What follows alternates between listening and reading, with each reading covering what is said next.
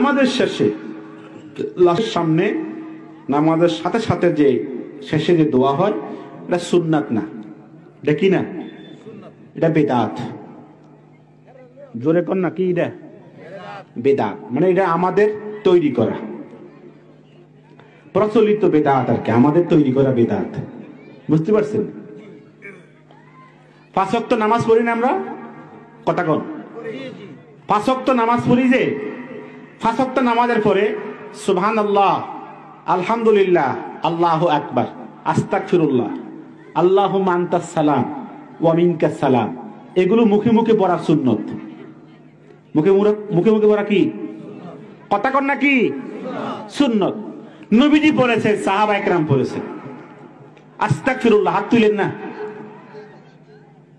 5 ওয়াক্ত নামাজের পরে। আসসালামু আলাইকুম ওয়া রাহমাতুল্লাহ, আসসালামু আলাইকুম ওয়া রাহমাতুল্লাহ, তিসিবি সালাম।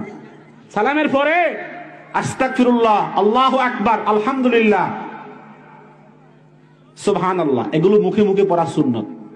কিন্তু ইমাম সাহেব আল্লাহুম্মা আমিন, পিছনে মুক্তাদির আল্লাহুম্মা আমিন, এই যে একত্রে হাত তোলে সকলেই মিলে, এটা বিদআত।